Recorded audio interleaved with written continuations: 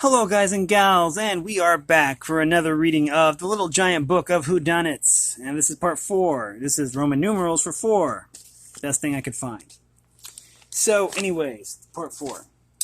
In the last one, we left off with the Piney Bluffers. The Piney Bluffers? Something like that. Boy, there's a lot of these in here. But we are really getting through these. Okay, I'm having trouble finding what we're looking. Okay, locked room, shortcut, 3, okay. Well, we're almost there. How did... Okay. Oh, right here. This was the last one, the Piney Bluffers. Okay, here, the Vandalizing Visitor. It was late at night at the Drakemore Hotel. Maybe it's a hotel for dragons. A member of the cleaning staff was dusting the courtesy phone in the lobby when she heard the breaking of glass in the side lobby, and then the alarm went off. The side lobby contained a display case holding memorabilia from Drakemore's opening 50 years ago, the hotel's first menu. A laughably antiquated price list for rooms, a few rare coins, and stamps from that year, photographs, and the dusty signatures of the first famous guests. The night manager showed up a few seconds later. He and the staff member circled the lobby and discovered 3 guests who had been in the vicinity. Diplomatically but firmly, the manager suggested all 3 remain in the lobby until the police arrived. "We've had them under constant surveillance," the manager told the responding officer. He pointed to the women reading in an armchair. Miss Oakley said that she had just returned from a business dinner. She was very cooperative, just sat down and pulled a book out from her briefcase. Mr. Breyer said he'd come down from his room to get some aspirin from the front desk. His wife had a headache. When we detained him, he called his wife on one of the payphones. I listened in. He told her he would be delayed and not to worry. The manager pointed to the last suspect, a sloppily dressed young man who looked like he had one too many. Mr. Greenleaf had been in the hotel bar. The bartender refused to serve him any more alcohol, so he wandered in here. We found him by the elevator jamming his finger into the up button. Whoever did this wasn't counting on an alarm, the manager continued. Perhaps he was scared off before he took anything. We may never know who tried to rob us. I have a good idea of who it was, the officer said. One of the suspects did something odd. Just let me have one thing checked. Whom does the officer suspect and why? So we need page 345 for this one. 345.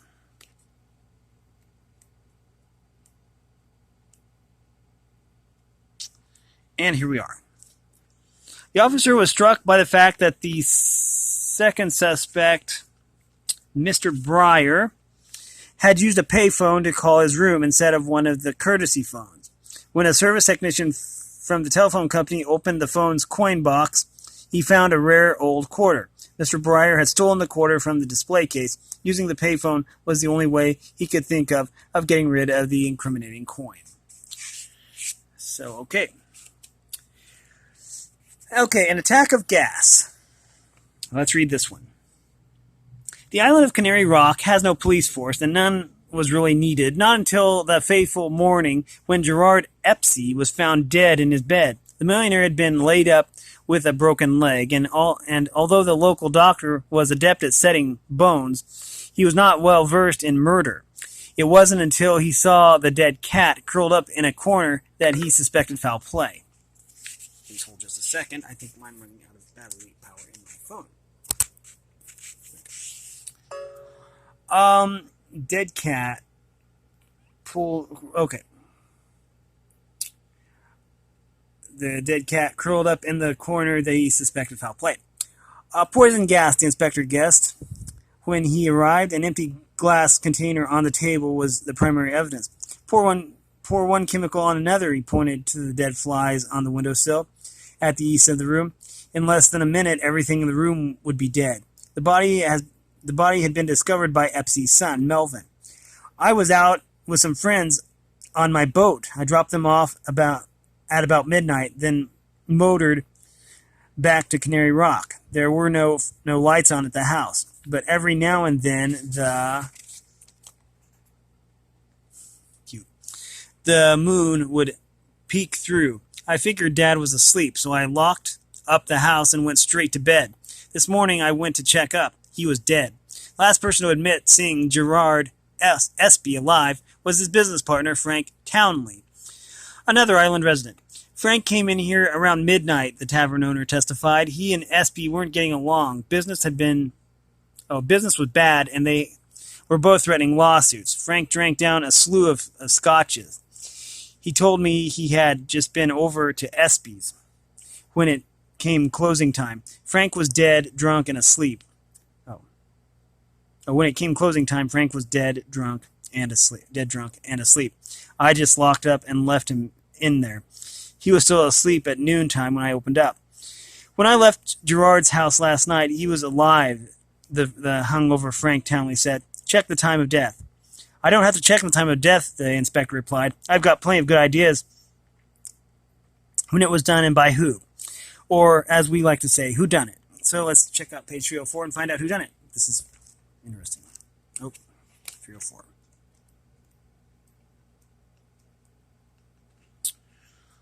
An attack of gas.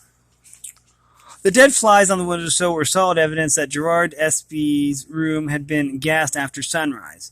If it was done during the dark of night, the flies would not have congregated by the light of the east-facing windows. Only one of the suspects had a morning alibi, Frank Townley, who had been locked inside the tavern. That means it was Melvin who had sneaked into his father's room that morning and committed the murderous act. Okay, let's see what's next. An inside job. The schedule at Klein Miller accounting ran like clockwork. For example, on Friday mornings, Arthur Klein always took the train from their Connecticut office into Manhattan. He would return at 1 p.m. and go immediately into the partners' meeting, except for this Friday. On this Friday, he was mugged and robbed, seconds after arriving in Manhattan. The New York police held out little hope. It was just bad luck, a sergeant commiserated.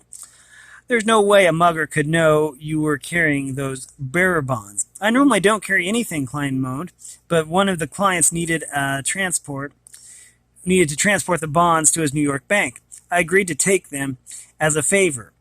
This will ruin us. The next train to Connecticut was at 1:10, and Klein was on it. Immediately on arriving, he met with Phil Miller, the other senior partner. I didn't tell the police this, Arthur confided, but someone here must have been in on the theft. The mugger was following me. He knew I had the bonds. The two partners walked past the conference room, where Betty, their executive assistant, had just finished setting up the partners' meeting. That's quite an accusation, Phil whispered. The third partner, Melinda Crowley, waved at Klein from her office. About time you showed up. I have things to discuss at the meeting, including my resignation. She added with a grin, I'm getting married and moving to New York. Klein and Miller had heard endless tales about Melinda's rich and devoted boyfriend. Apparently the stories were true. The fourth partner was Vern Underwood, just a month away from mandatory retirement. When informed of the theft during the meeting, Vern went livid. This is a plot. The three of you faked the robbery. You're trying to lower the firm's value, just when I'm being forced to cash in. I'll sue. Arthur Klein gazed down the long meeting table at the carafes of water and the carefully coded folders of old and new business, and suddenly he knew. What did Klein know? Who done it? See page 320. Find 320 in here. Here it is. An inside job. The partners' meeting was held every Friday without fail at 1 p.m., and yet on this particular afternoon, it was well after 1, and Betty, the executive secretary, was still setting up the conference table. Betty had obviously known that Arthur Klein would not be making his regular train.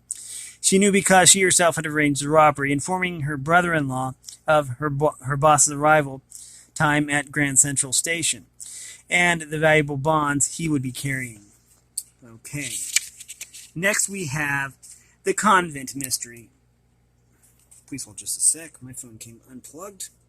Let's fix that. The Convent Mystery. We have a little mystery at the inner city convent, the Mother Superior said as she poured a second cup of tea. Inspector Griffith was immediately interested.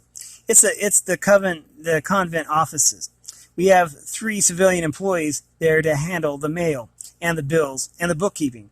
Alice has been with us for years, very reliable, even though she is has a little bit of a drinking problem, and a husband who, let's just say, he can use our prayers. Barbara is new. She worked at an Alaskan convent before coming here. She seems wonderful, although we're still waiting for the sisters there to send us a character reference. Our third is Claudia. Ever since the city opened up riverboat gambling, well, I'm not going to point fingers, but there has been some minor irregularities in our petty cash. As you know, the office is closed all weekend. Okay. On Monday morning, I arrive first. I open up, check the mail, water the plants, turn off the alarm. We have this newfangled alarm system. It does all the usual, and it also automatically records whenever the alarm has been turned off. I never quite saw the sense of that. But 4 Mondays ago, when I came in, I checked the log. The alarm had been turned off Saturday afternoon for 5 minutes. Then it was switched back on. I didn't think anything of it. Someone probably came back to retrieve some forgotten item. Next Monday, I found the same thing, turned off Saturday afternoon for 5 minutes. I asked the women. They all have alarm keys. All 3 denied having visited the office. This has been going on for 4 Saturdays now. Nothing is ever missing or changed. Even the petty cash is exactly the same as it was Friday evening. It's baffling. Although I don't suppose there's any harm done. There could be harm, Inspector Griffith replied. I can think of only one possible explanation. I think we need to deal with this woman right away. Whom does the inspector think and why? Okay, we need page 309.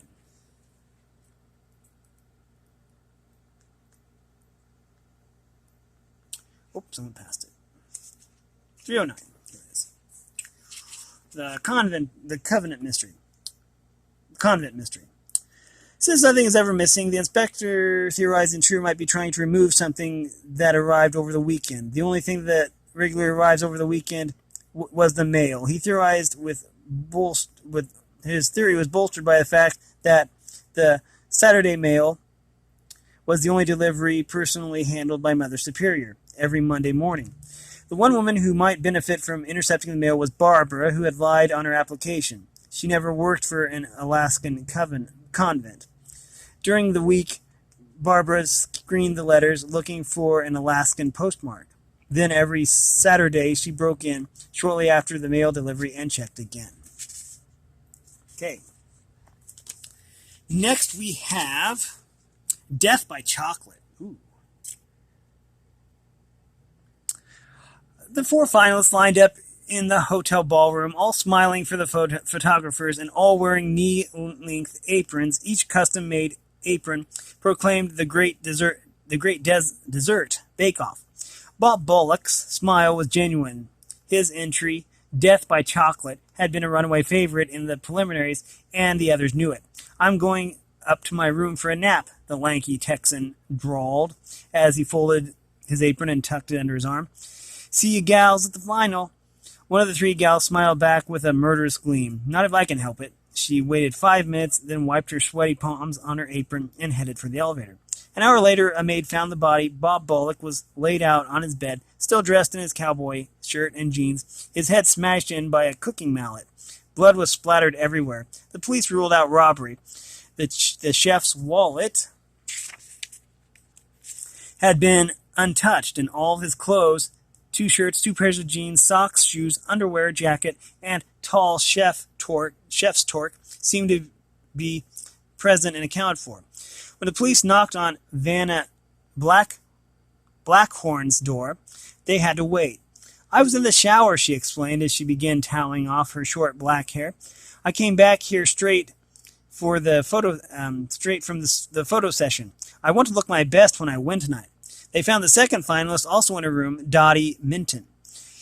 Invited them in. then went back to washing out a sweater in the sink. I should have known better than to wear a long-sleeved sweater when I cook. I don't think the strawberry stain will ever come out. The police didn't get to Kelly Yeager until just before the finals. She was already dressed to go, wearing her best blouse and skirt, covered by a bake-off apron. I'm ready, she told the coordinator, and didn't even notice the detective. If I'm not going to win, I might as well look good, she joked, then bent over to straighten the apron that was bunched up around her calves. The detective introduced himself and then for the third time explained about Bob Bullock's murder. You don't have to worry, Miss Yeager. Everything's under control. We know who killed him, who done it, and how did they know. We need page 310 for this one. Page 310. This should be it. One thing that was missing from the victim's... Oh, I lost my page. That's okay. One thing that had been missing from the victim's room was his custom-made bake-off apron. The detectives soon found the apron, however, on Kelly Yeager's body. The apron Kelly had worn earlier only came down to her knees. This one came down to her calves. While bludgeoning her lanky victim in his sleep, Kelly had accidentally sprinkled her own apron with blood. Since she couldn't possibly wear it again, Kelly stole Bullock's longer apron and disposed of her own. Okay, now I forget where we were, but I can probably find it again. And we are to...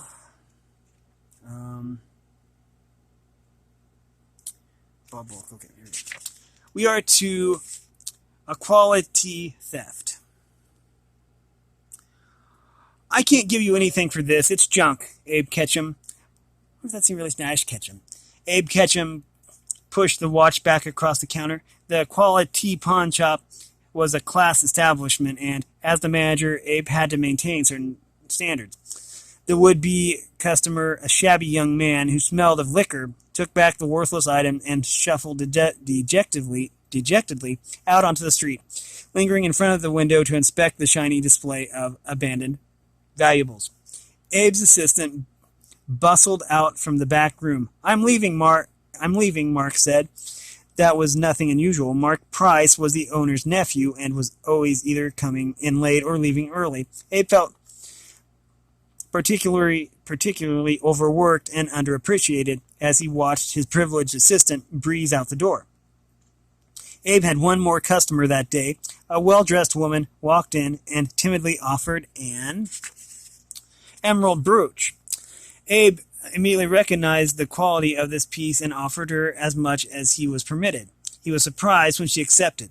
Like many of his customers, she seemed desperate. That night, a burglar alarm echoed through the neighborhood. The police arrived just a few minutes later, but the deed was already done. A theft had broken a display window, jumped inside the crowded shop, and left with many of the most valuable items. He was a quick one, the officer said to Abe with begrudging admiration. Half a dozen rings from the jewelry case, some rare coins that didn't even have price tags on. He even broke the lock on the bottom drawer of your file cabinet. What was in there? Loose diamonds, Abe sighed. Let me check something. Abe crossed the cash register. It was open and empty, but when he pulled the drawer out all the way, he saw a flash of light. Aha! Something our thief missed. And he pulled out the emerald brooch. I didn't have time to put this in a display case. I guess that's what saved it. Within a week, the police had tracked down some of the stolen items and made an arrest. Whodunit? Number 334. Okay, wow. Here we go. It says here, Mark Price, the thief, had mere minutes, and yet he knew exactly where to go inside the crowded shop and what to take, including unpriced coins and loose diamonds from the locked file cabinet. It had to be an inside job done by someone who knew the establishment well. This narrows the suspect down to the employees, Mark Price and Abe Ketchum. If Abe had committed the theft, however, he wouldn't have neglected to take the emerald brooch, an item that came into the shop after Mark had already left for the day. And my phone just came unplugged again. We'll plug that in. Okay, now we will read the Three Stoogles. Okay, let's plug this in. I don't know if that's like the Three Stooges. The Three Stoogles. Okay, it says here.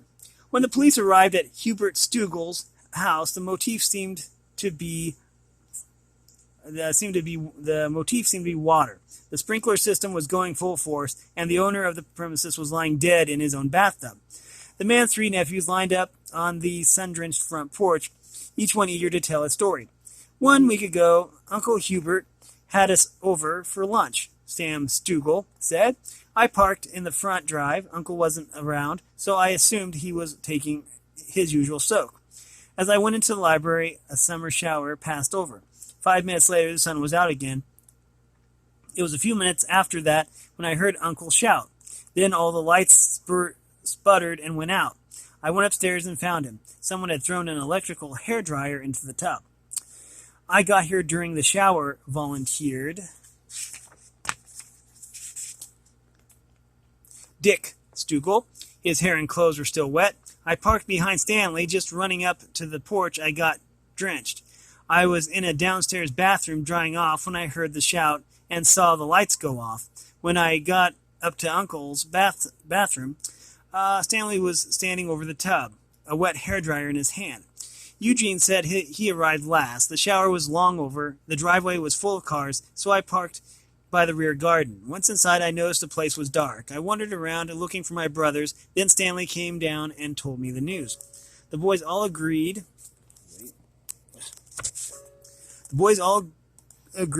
about what happened next. Eugene ran out to move his car.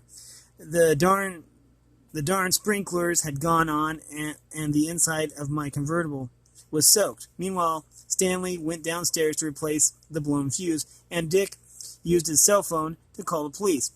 Hubert Stoogle's maid had been cooking in the kitchen and couldn't support anyone's alibi. All of them could be telling the truth, she told the officers. No, the officer answered. One of them is lying. And I know who. So who done it? We need page 342 for this one. 342. There are.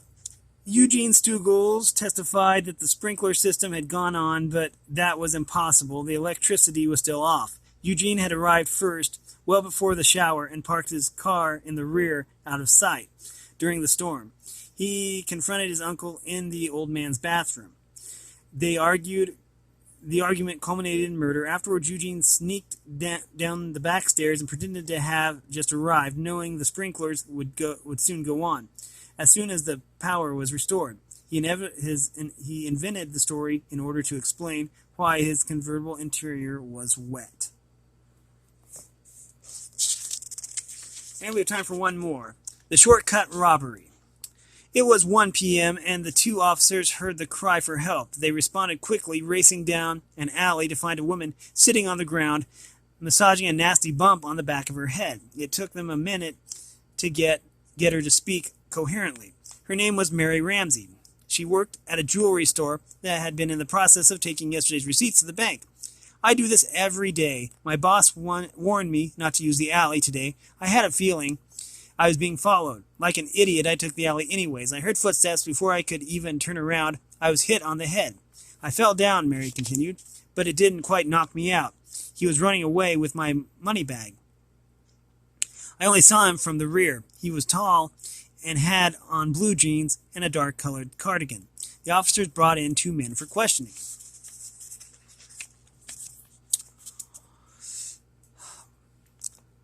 Both tall and both dressed according to Mary's description. So I was running, Stu Logan said angrily. He had been found 2 blocks from the site of the attack and ran as soon as he saw the patrol car. Stu had a string of priors, all misdemeanors. Look, I was at the end of my lunch break. I can't be late getting back to work. I need this job. Stu, it turned out, worked at the deli right next to the jewelry store. The second suspect was Ollie Oscar, a street person. I wasn't even wearing the sweater, he protested as he unbuttoned his moth-eaten cardigan. I picked it out of the garbage just before you pulled me in. And what about this money bag? The officer asked, pointing to the other item found on him. I got that from a different garbage can. The ones behind the bank always have things like this. You didn't find any money on me, right? The officers agreed that there was only one suspect worth considering. Who was it? Or who done it? Well, we need page 336 and we can find out. And this is going to be the last one, so we're going to... The Shortcut Robbery. Here it is. Mary Ramsey testified that she saw her assailant only from the rear, and yet she stated categorically that he had been wearing a cardigan, a sweater that buttons up the front. There was no way she could have known from the rear if the sweater was a pullover or a cardigan. Mary was lying. The police soon discovered that she faked her own attack in order to steal the jewelry store's receipts. And with that, this has been the Little Giant Book of Whodunits. And this by Hi Conrad, illustrated by Matt LaFleur. Now, if you like this content, make sure you like and subscribe and ring the bell so you know when I upload. And if you want to support me in any way, all that information is in the description below. And as always, thanks for watching, everyone, and have a great day.